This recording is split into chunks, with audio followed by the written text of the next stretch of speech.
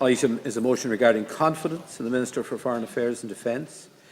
It's due to conclude within 110 minutes, and any division demanded will be taken immediately. Before we commence, I just wish to remind members of certain rules of debate. It's a long-standing rule that allegations of a serious nature against an office holder can only be made by substantive motion in the House. I think I made that point earlier today.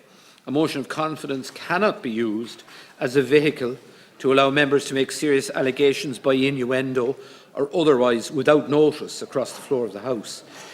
In the interests of fair procedure, any member is entitled to have notice of any allegations to be made in order to have time to prepare a considered response. And while a motion of confidence invariably gives rise to charges of a political nature, it is not in order to impugn the character, good name or integrity of any member. The character of the Minister is not the issue in this motion. What is at issue is the matter of confidence in the Minister as Minister. So I think we're all pretty clear on the rules of engagement. So who is our first contributor? Taoiseach, it's yourself, I think, and Minister Eamon Ryan, and you have 15 minutes between you.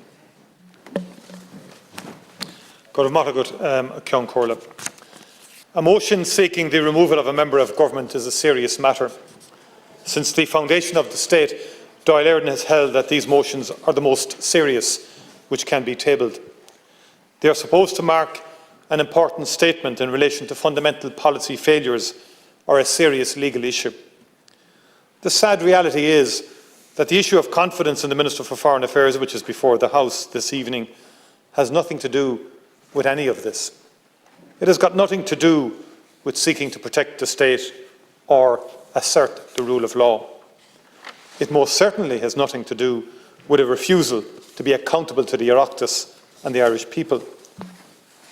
No questions have been ignored. It has nothing to do with asserting a sincerely held point of principle about misconduct or the abuse of office. Let's be clear. We are debating this motion because one party decided it was a handy way to get publicity and deliver populist partisan attacks. There is no question or doubt about the substantive issues in this controversy. They are uncontested. The position involved was intended to be part-time and awarded no permanent benefits to anyone. There is no allegation of a benefit being sought for or conferred on any office holder. And ultimately, as we know, no one was appointed to the role. However, as I stressed from the beginning, there is an important matter, and it is a perfectly legitimate issue of public concern. The creation of this role and the attempt to appoint an individual to it was handled carelessly and badly. As the House is aware, the Minister has apologised to me, to his ministerial colleagues, to the Oireachtas and to the public on a number of occasions for his handling of the matter. He has accepted that I should have been informed of the proposal in good time and that the procedures followed were unacceptable. Procedures which were not properly followed have been strengthened, and where they were missing, they have been introduced. The Minister and the Taoiseach have published extensive material, including text messages and departmental emails, about all matters relating to the appointment. The Minister has also twice appeared without delay before an Oireachtas committee and answered lengthy and detailed questions. His handling of this appointment was wrong, but by any fair measure, it would be completely out of proportion to remove a minister on the basis of what is involved in this matter. As I have said, I have received private and public apologies for the failure to provide appropriate notice of this proposal. More importantly, procedures have been put in place to make sure this never happens again. This is a coalition government of three distinct parties which are seeking to work together on behalf of the Irish people. I believe one of the most important roles for a Taoiseach in a government such as this is to seek to sort out problems rather than to exploit them for some short-term gain. In this case, the problem has been addressed. There has been no reluctance to accept accountability, and action has been taken to prevent any reoccurrence. My primary focus is, and has been, to lead a government which is delivering change at a radical pace, even while handling a once-in-a-century public health crisis. In demanding the removal of the Minister for Foreign Affairs, Sinn Féin has made a long series of statements about what standards it believes should be implemented. It is important to address this issue of standards, which Sinn Féin says should be basic in any government. Sinn Féin has at no point raised any concern with how the Minister has been fulfilling his duties. There is no allegation before the House that he has neglected or mishandled any of the major issues which are under his supervision, indeed some of which have seen him work directly with Sinn Féin. So this motion is before us because we are being asked to accept that the non-appointment of Catherine's opponent to a temporary and part-time envoy position was a gross abuse of office. This is manifestly not the case. And Sinn Féin is seeking to demand a standard of accountability which goes well beyond anything that party has ever been willing to practice in its 50-year history, up to and including its current office holders. Some of the statements which Deputy MacDonald has made in the past few days are genuinely breathtaking in their cynicism and the double standards involved. Deputy MacDonald even went as far as to say yesterday that her party had been forced into putting down the motion because, quote, they were not prepared to look the other way. Not prepared to look the other way? Sinn Féin? This debate simply isn't long enough for us to go through the list of dramatically worse and often sinister events where looking the other way has been the defining essence of the Sinn Féin response. However, it is important to address the specific issue of appointments. There's only one party in this House which refused to act on a Fair Employment Tribunal judgment that one of their ministers appointed someone to the chair of an important public body because, quote, he was not from a Protestant background and because he was known to the minister and his ministerial colleagues, unquote. The minister involved faced no sanction from his party leader. He remains at the very top of the Sinn Féin organisation. Anyone who pays any attention to appointments which are at the discretion of Sinn Féin ministers has known for a long time that such appointments very rarely go anywhere other than to current or former public representatives, advisers and to their supporters. In the case of North-South bodies, Sinn Féin only ever nominates its own people. And it goes far beyond North-South bodies. For example, when the acting Sinn Féin Minister for Communities was looking for someone to appoint to Northern Ireland's Arts Council, where did she go? She went to the party and appointed her former ministerial colleague, Martin O'Mallory.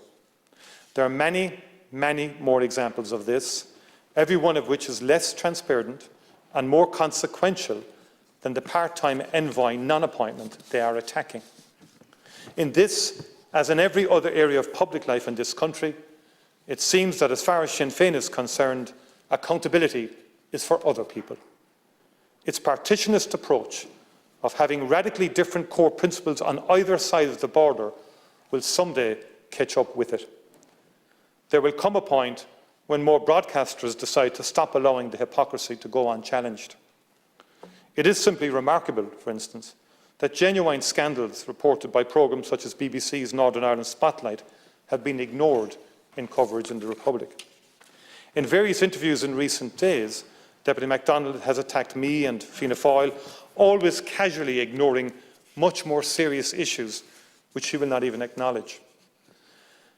There is something genuinely unique about the ability to say on the national airwaves, and I quote, "I certainly don't know many millionaires," unquote, when Deputy MacDonald leads. This is what Deputy MacDonald said yesterday. But when you lead what has for many years been Ireland's wealthiest party, organises fundraising amongst the very wealthy in New York every year, and is accepting over 3 million in a single bequest. What would happen to any of the government parties, or indeed any other party or independent individual here, if they had moved a multi-million euro bequest from a man of no fixed abode who lived in a caravan out of the country in order to accept it and to avoid any tax on it? Can you imagine? Sinn Féin did not propose to remove the Minister for Foreign Affairs because of any standards it advocates or implements. It saw a political opportunity and was confident that its own behaviour would not be questioned. There is important work to do in the Department of Foreign Affairs. The errors which were made have been addressed. There has been full transparency, and every reasonable question has been responded to. Procedures have been tightened to ensure that this will not happen again. The Minister has apologised, and I have accepted his apology. Our country is emerging from a once-in-a-century pandemic. Our society and our economy are reopening and have to be renewed. I am proud of the work that Fianna Fáil and the other government parties are doing in this regard. With Minister Darragh O'Brien, we have fundamentally transformed the state's approach to home building in response to a housing crisis, and with Minister Stephen Donnelly, we have begun a process of profound reform of our health services. Minister Michael McGrath is concluding a comprehensive review of the country's National Development Plan, investing in services and projects for the long term, and we are preparing for a budget that will drive forward our recovery from the pandemic.